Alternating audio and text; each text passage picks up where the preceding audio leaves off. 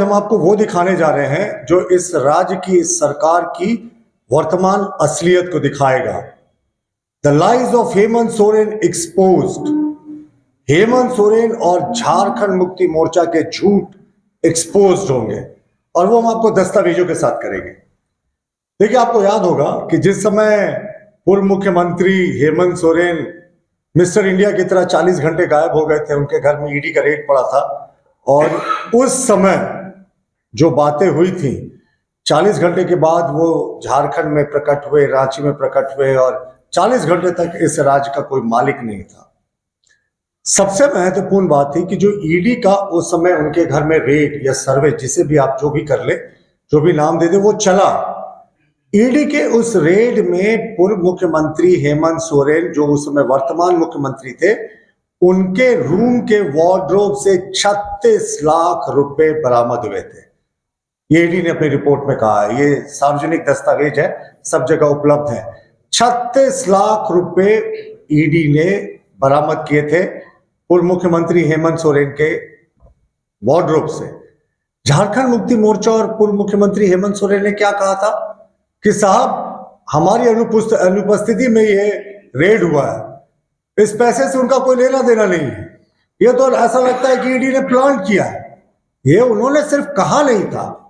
अब मैं आपको पहला जो डॉक्यूमेंट दिखाता हूं, जो इनके पोल खोलने का चैप्टर नंबर 1 है, वो देखिए। इन्होंने जो फर्जी एफआईआर किया था एससी एसटी थाने में, जो फर्जी एफआईआर पूर्व मुख्यमंत्री हेमंत सोरेन जी ने किया था ईडी के अधिकारियों के खिलाफ, ये एफआईआर संख्या 0624 31 जनवरी 2024 का है।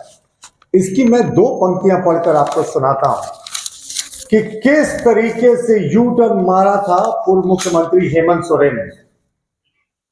इन्होंने जो एफआईआर किया था एससी एसटी थाने में, उसमें लिखा है, मैं पहले वर्बटिम कोट अनकोट आपको पढ़ के सुना देता हूं। I have come to know from media reports that the above mentioned persons, जो ईडी के अधिकारी थे, have leaked selective misinformation, यानी उन्होंने गलत जानकारी लीक की है, that a blue BMW car was seized from the premises and huge sums of illegal money belonging to me was found at said premises।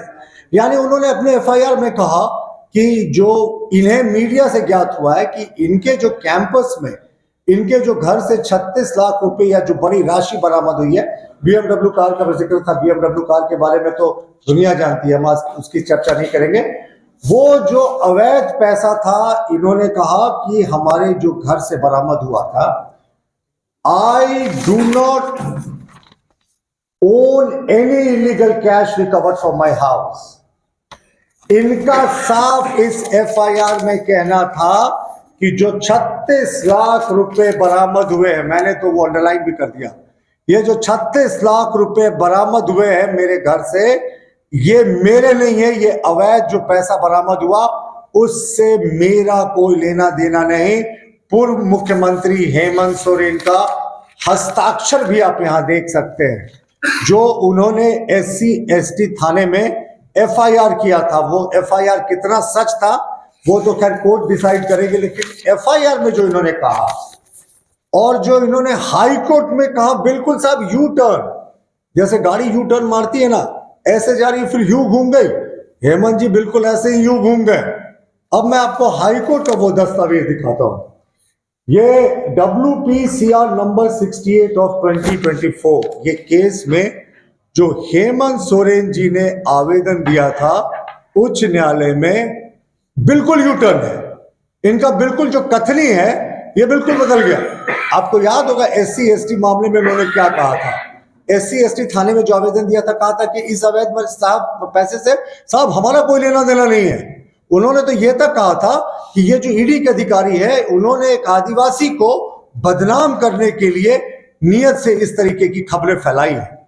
और देखिए, हमारे जहांपना का जो बयान था, वो पैराग्राफ नंबर 108, जो उसी हाईकोर्ट में दायर पिटीशन, उसमें इन्होंने क्या कहा कि मेरे पेरेंट्स जो हैं वो उनकी उम्र हो गई है, बुजुर्ग हैं और वो बीमार रहते हैं और दिल्ली में उनका ट्रीटमेंट हो रहा है, इसलिए मैं दिल्ली में कैश रखता हूं अपने घर में, सेट प्रीमाइसेस अपने घर में, ताकि कोई मेडिकल इमरजेंसी आ सके तो मैं उससे निपट सकूं। यानी साहब का जो यू टर्न था वो 5-7 दिन के अंदर ही यू टर्न मार दिया। पहले कहा जो अवैध पैसा बरामद हुआ उससे कोई लेना देना नहीं एससी एसटी केस में, और जो हाई कोर्ट में इन्होंने एफिडेविट करके कहा, जो इन्होंने केस किया उसमें स्पष्ट कर दिया कि साहब ये जो पैसा था ये मेरे बुजुर्ग माता पिता के इलाज के लिए मैंने मेडिकल इमरजेंसी के लिए अपने दिल्ली आवास में रखा था। यानी इतना अपने रंग बदलते देखा है किसी को। वो यही नहीं रुके, सबसे इंटरेस्टिंग लाइन है, the petitioner also kept some cash at the said premises which is received as donation by the Jharkhand Mukti Morcha, a registered political party। यानी खुद के साथ जेएमएम को भी लपेट लिया। उन्होंने कहा साहब ये पैसा मेरा नहीं था, ये तो जेएमएम ने मुझे डोनेशन दिया था, और मैं उस डोनेशन के पैसे को, दान के पैसे को मैंने अपने प्रीमाइसेस में रखे थे। तो ये इनके लाइज जो है, झूठ है, ये एक्सपोज हो गए। एक आप देखेंगे ये एफआईआर, एक इस एफआईआर की कॉपी में हेमंत सोरेन कहते हैं साहब हमारा इस पैसे से कोई लेना देना नहीं। हाई कोर्ट के इस आवेदन में कहते हैं साहब ये मेरा पैसा था, मैंने अपने माता पिता के इलाज के लिए रखा था, और ये झारखंड मुक्ति मोर्चा ने मुझे डोनेशन यानी दान के रूप में दिया था। यानी इतना यू टर्न उनका झूठ, झारखंड मुक्ति मोर्चा का झूठ। और उनके बोलने के बाद तो झारखंड मुक्ति मोर्चा के जितने नेता थे वो बिल्कुल रटे रटाए अंदाज में कह रहे थे साहब उनका पैसा नहीं था, ये ईडी ने प्लांट किया, ईडी ने प्लांट किया। अब तो मुख्यमंत्री खुद स्वीकार कर रहे हैं ये उनका पैसा था और वो उन्होंने इलाज के लिए रखा था। जो बहाने बनाए, और यही नहीं कहा कि डोनेशन में पैसा था। इनकम टैक्स से भी मांग करते हैं कि वो इस बात की जांच करे कि आखिर ये 36 लाख रुपए कैश जेएमएम ने अपने अकाउंट से कब विड्रॉ किया, कब इनको दिया, कब इन्होंने उसका रसीद दिया।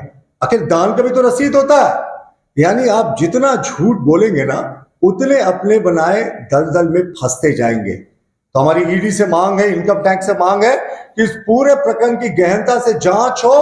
ये ना सिर्फ एससी एसटी एक्ट का दुरुपयोग कर रहे हैं बल्कि अदालत को गुमराह कर रहे हैं। या तो वो एससी एसटी केस में सही बता रहे थे या तो वो अदालत में सही बता रहे थे, या हो सकता है दोनों जगह झूठ बोल रहे हो। ये कोई बड़ी बात नहीं है, लेकिन पूरे तरीके से जेएमएम एक्सपोज्ड है, पूर्व मुख्यमंत्री हेमंत सोरेन एक्सपोज्ड है। 36 लाख रुपए का कोई मालिक ही नहीं था साहब। पहले कहा हमारा पैसा नहीं, बाद में कहा हमारे जेएमएम का दिया हुआ पैसा है। तो अब तो मैंने दस्तावेजों से सिद्ध कर दिया पूर्व मुख्यमंत्री हेमंत सोरेन के झूठ एक्सपोज्ड है लोगों के सामने, और अदालत में इसी बुनियाद पे गए हैं। एससी एसटी का केस भी इसी बुनियाद पे किया है। तो ये फर्जी वाला नहीं तो क्या है। इस पूरे मामले में ईडीआई और इनकम टैक्स को जांच करनी चाहिए, खास करके उस ट्रांजैक्शन के बारे में जो 36 लाख रुपए इनको कब कैश निकाल कर दिया गया। जी धन्यवाद।